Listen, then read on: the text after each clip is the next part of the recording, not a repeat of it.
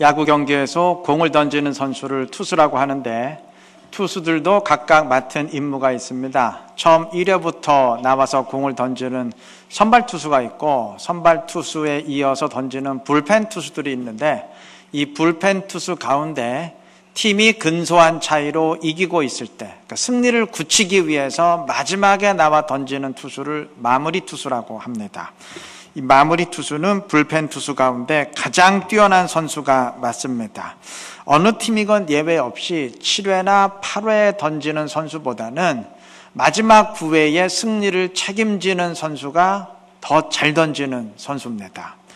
표면적으로만 보면 마지막 9회라고 해서 규정이 바뀌는 것도 아니고 선수가 바뀌는 것도 아니에요. 똑같아요. 똑같은 한 이닝, 똑같은 한 회입니다.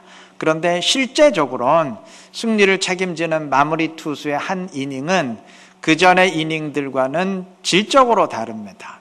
7회나 8회에 나오면 그렇게 잘 던지던 선수가 마무리로 승격돼서 9회에 나오면 갑자기 헤매는 일이 많은 이유가 그 때문입니다. 분명 똑같은 팀이고 똑같은 한 이닝이지만 마지막 9회를 책임지기 위해서는 그 전의 이닝보다 훨씬 더 많은 에너지가 필요합니다. 야구만 그러겠습니까? 작가들은 글을 다 쓴 다음에 퇴고의 과정을 거칩니다. 다 쓴 글을 검토하는 과정입니다. 우리 일반 사람들이 생각할 때는 일단 글을 다 썼으니까 그거 점검하는 거 그거 다 된 거 아니냐 하시겠지만 그게 아니라고 합니다. 그때부터 본격적인 시작이라고 합니다. 퇴고에서 고치는 부분은 불과 몇 퍼센트 안 돼요.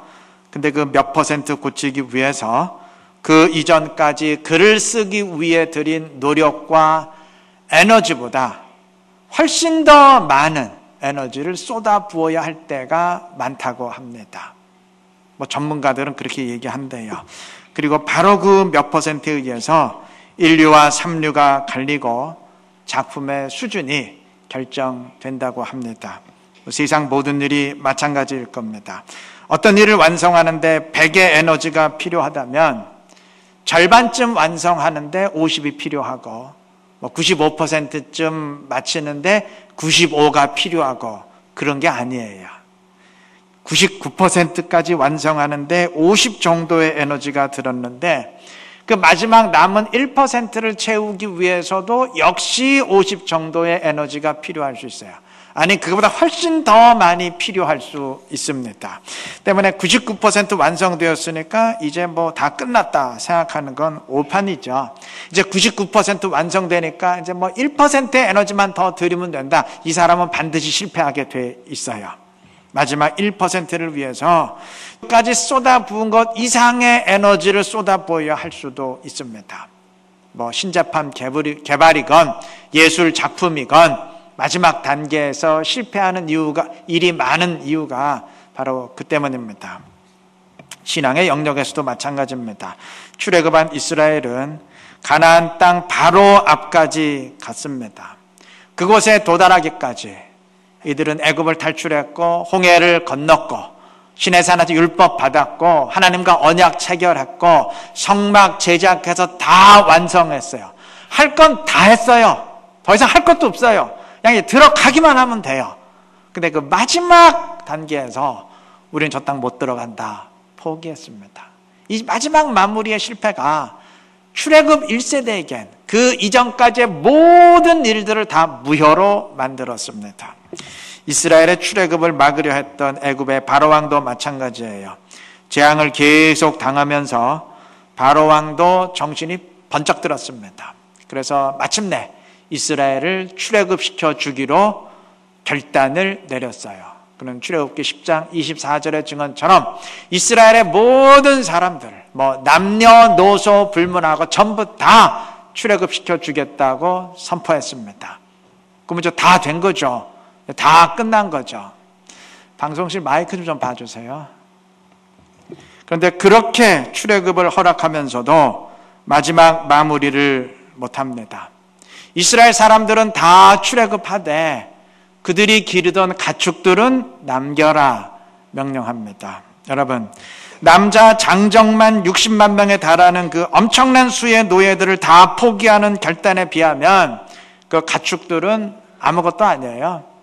이건 뭐 9분 능선 정도가 아니고 99분 능선 다 넘은 겁니다. 근데 그 마지막 남은 1% 마무리를 못해서 출애굽은 다 물 건너가고 애굽의 모든 집이 다 초상집으로 변하게 된 것 아니겠습니까? 예수님은 마지막 십자가 사역을 앞에 두고 할 수만 있거든 이 잔을 내게서 옮기시옵소서라고 간구했습니다. 주님도 십자가를 피하고 싶으셨어요. 만약 주님이 이 마지막 마무리를 못하셨다면, 이 마지막 고비 넘기지 못하셨다면 그 이전에 행한 일 다 헛수고입니다. 다 무효예요. 하나님이 수천 년 동안 구원의 역사를 진행해 오셨던 일 다 무효입니다. 하나님이 하늘의 보좌를 버리시고 이 땅에 인간으로 오신 일도 다 헛수고예요. 다 헛수고예요. 주님은 마지막까지 순종하심으로 마무리하셨고 그로 인해서 인류의 구원이 이루어지게 된 것입니다. 나아만 장군도 마찬가지죠. 나아만이 나병 고치기 위해 엘리사 찾아왔는데 여러분 비행기는 고사하고 뭐 기차나 버스도 없던 그 시절에 아람에서부터 이스라엘 엘리사를 찾아오는 게 더 힘들겠습니까? 아니면 요단강에서 몸을 7번 씻는 게 더 힘들겠습니까? 아람에서 이스라엘까지 직접 오는 수고에 비하면 몸 7번 씻는 건 그건 아무것도 아니죠. 지금까지 99% 다 했고 그 딱 1% 남았어요. 그래 나아만은 그거 거부하려고 했습니다. 우리나라에는 뭐 씻을 물이 없어갖고 내가 여기까지 온 줄 아느냐 돌아가려고 했어요. 만약 그랬더라면 지금까지 기울인 모든 노력은 다 헛수고죠. 아무런 변화도 일어날 수 없습니다. 그런데 다행히 그는 신하들의 조언을 받아들이고 몸을 씻음으로 마지막까지 마무리했습니다. 그 뒤의 결과는 우리가 다 아는 바와 같습니다. 오늘 본문엔 발람이라는 예언자가 등장합니다. 지난주에 말씀드렸던 것과 같이 이 사람은 모압으로 와서 이스라엘을 저주해달라. 그래서 이스라엘이 우리 모압과의 전쟁에서 패배하도록 만들어달라. 당신이 그러한 목적으로 오면 우리가 엄청난 재물을 주겠다. 이런 그 모압 왕의 제의에 그만 마음이 흔들려서 모압을 향해 출발하다가 하나님이 아주 무서운 책망을 듣죠. 그가 타고 가던 나귀가 입을 열어서 책망하고 여호와의 사자가 칼을 빼들고 내 길이 사악하다고 그의 죄를 무섭게 지적하는 일이 벌어집니다. 발람도 정신이 번쩍 들었겠죠. 그래서 그는 모압 왕 앞에 가서 절대 이스라엘을 저주하지 않아요. 오히려 입만 열면 이스라엘을 축복합니다. 이게 오늘 첫 번째로 읽은 본문의 내용이에요. 모압 왕이 미칠 노릇이었겠죠. 기껏 저주하게 만들려고 사신을 보내서 힘들게 데려왔는데 뭐 정작 축복만 하고 있으니 얼마나 기가 막혔겠습니까? 모압 왕이 장소를 바꿔 가면서 채근을 해도 당신이 아무리 나에게 많은 재물을 제시한다 할지라도 나는 오직 여호와께서 주시는 말씀만 선포할 수밖에 없습니다 하면서 단호히 거절합니다. 그러니까 해도 안 되니까 결국 모압 왕도 포기했어요. 그래서 모압 왕 발락과 발람이 각자 결별하고 자기의 곳으로 돌아갑니다. 다 됐어요. 발람이 비록 처음에는 흔들렸지만 한번 당한 뒤로는 뭐 확실하게 주님의 뜻대로 순종했습니다. 그런데 여러분 왜 불조심표 가운데 꺼진 불도 다시 보자 뭐 그런 말 있죠. 이게 다 꺼진 줄 알았는데 그 마지막 남은 불씨 하나 그게 화근이 돼가지고 다시 큰 불 일어나는 경우 있잖아요. 발람이 꼭 그런 경우입니다. 끝까지 모압 왕의 요구를 거부한 발람이지만 다시 말하면 우리 입장에서 말하면 끝까지 여호와의 말씀대로 순종한 발람이지만 돌아가면서 그 문득 모압 왕이 제시했던 그 엄청난 재물이 아쉬웠어요. 그거 다 내 거 될 수 있었는데 결국 그 마음 이기지 못해서 고국으로 돌아가다가 길을 돌이켜요. 다시 모압 왕을 찾아가서 이스라엘이 저주받게 만드는 비결이 있습니다 하면서 가르쳐 줍니다. 내 입에서는 절대 이스라엘을 저주하는 말이 나올 수 없지만 이렇게 하면 됩니다. 모압의 여자들을 동원해서 이스라엘을 유혹하십시오. 그래서 그들로 하여금 음행하고 우상을 숭배하게 만드십시오. 그러면 이스라엘은 하나님의 저주를 받을 수밖에 없습니다. 가르쳐줘요. 모압 왕이 이 계책대로 실행했고 이것이 성공을 해서 이스라엘 남자들이 하나님의 저주를 받아서 죽어나가게 됐습니다. 오늘 우리가 두 번째로 읽은 본문의 내용입니다. 발람 역시 모압 왕만 계책에 성공한 것이 아니고 발람 역시 이로 인해서 엄청난 재물을 차지하고 싶은 욕망을 이루었겠죠. 여러분, 발람은 다 이기는 듯 싶었어요. 다 이겼어요. 끝까지 나는 저주할 수 없다 거절했습니다. 그래서 모압 왕도 포기하고 돌아갔습니다. 다 됐어요. 그런데 다 끝난 줄 알았는데 그 꺼지지 않았던 그 숨어 있었던 그 마지막 불씨 하나, 그거 마무리하지 못해가지고 결국 그 이전에 순종했던 모든 일들을 다 헛수고로 만들었습니다. 이 일로 인해서 이스라엘만 죽어나간 게 아니에요. 얼마 뒤에 발람도 이스라엘의 칼에 의해 죽습니다. 여러분, 우리 모두 마찬가지입니다. 영적 싸움에서 거의 이길 뻔했다는 말이나 졌다는 말이나 같은 말이죠. 시험에 거의 합격할 뻔했다는 말이나 떨어졌다는 말이나 결국 같은 말이에요. 마지막까지 마무리하는 사람만이 진짜 승리자입니다. 삼국지에 있는 일화예요. 유비가 어렸을 때 어느 날 고향으로 가다가 아주 깊은 개울을 건너게 됐습니다. 근데 그 차가운 개울을 다 건넜을 때 뒤에서 어느 노인의 소리가 들려왔어요. 야, 이놈아, 나를 건네줘야지. 여기 배도 없고 사공도 없는데 나 혼자 어떻게 건너란 말이냐. 뒤를 돌아본 유비는 기껏 개울을 건너느라 몸이 다 젖었는데 좋은 일 한번 하자. 그러한 심사에서 다시 개울을 건너가서 노인을 업고 건넜습니다. 그러니까 2번 건넌 것이죠. 근데 다 건넌 다음에 그 노인이 또 소리를 지릅니다. 야, 서두르다 보니까 보따리를 놓고 왔다. 다시 가서 보따리를 가져와야 되겠다. 유비는 말합니다. 어르신, 그냥 저 혼자 건너가서 보따리 가져오면 되지 않겠습니까? 그래도 노인은 막무가내야. 그 보따리 있는 곳은 오직 나만 알아. 같이 가야 돼. 끝까지 우겼어요. 그러니까 유비는 잠시 혼자 생각한 뒤 다시 노인을 업고 개울을 건너서 보따리를 가져왔습니다. 몇 번 건넌 건가요? 3번 건넌 거죠. 다 건넌 다음에 노인이 붙습니다. 아니, 처음에 나를 업어 건너준 거야 그렇다 치고 내가 보따리 가져와야 한다고 했을 땐 어떻게 또 업어준 거냐. 유비가 답변합니다. 제가 만약 그냥 가버렸다면 어르신을 업고 추운 개울을 건넌 그 첫 번째 수고마저 무효가 됩니다. 값을 잃게 됩니다. 그런데 한 번을 더 건넜기에 앞에 수고로움이 2배로 값을 하게 되었지 않습니까? 맞는 말이죠? 만약 유비가 한 번이면 됐지 뭘 2번 해달라 그래. 그리고 버리고 갔더라면 그 앞에 한 번 건너준 그 수고, 그거 다 헛수고죠? 헛수고죠. 경제학에서는 이걸 매몰 비용이라고 합니다. 다시 회수할 수 없는 비용이라는 말이에요. 그러니까 그게 아까워서라도 유비는 한 번 더 건네준 것이죠. 여러분, 아마 바로왕이 끝까지 재앙을 다 당한 것도, 마지막까지 끝까지 버티려 했던 것도 어쩌면 이러한 매몰 비용 때문일 수도 있어요. 그동안 수백만 명의 그 노동력을 지키기 위해서 그 무서운 재앙을 당하면서도 계속 버텨왔는데 도중에 포기하고 출애굽시켜주면 지금까지 버텨온 게 다 헛수고잖아요. 아무런 의미가 없잖아요. 근데 반대로 끝까지 버텨서 출애굽 안 시켜주면, 그러면 재앙을 당한 거, 여태까지 버틴 거 나름대로 의미를 지니게 되잖아요. 그것 때문에 끝까지 버티려 했는지도 모릅니다. 여러분, 우리는 반대로 유비처럼 하면 됩니다. 내가 이전에 주를 위해 많이 헌신했고 섬겼다면 가치 있는 일이에요.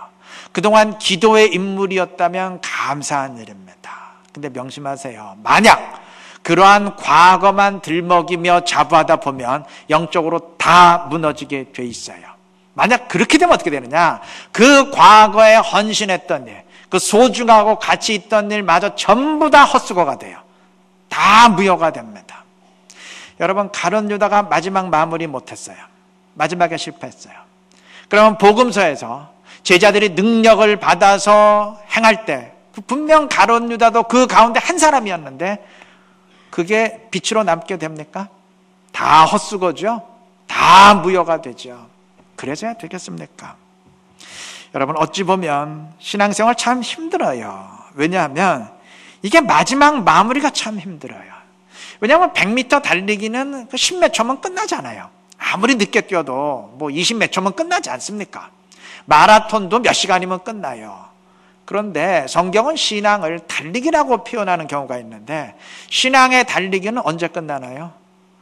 안 끝나요. 죽는 순간까지 이어져요. 그러니 끝까지 마무리를 잘 하는 게 결코 쉽지 않은 일입니다. 그래서 주님의 도우심이 필요해요. 주님을 내 안에 모시는 성령의 충만함이 꼭 필요합니다. 그래서 주님이 기도하라, 쉬지 말고 기도하라 우리에게 명령하신 겁니다. 아마 반문하실 분 있을지 모르겠어요. 목사님 오늘도 결국 성령 얘기하시네. 꼭 기승전 성령이네. 언제나 성령으로 끝나네요. 당연해요.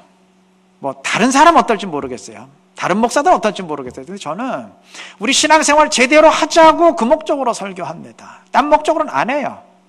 근데 신앙생활 제대로 하기 위한 제1의 조건이, 아니 유일의 조건이 성령의 충만함이에요. 그러니 입만 열면 성령 충만해야 됩니다. 기도하고 성령과 함께 해야 됩니다.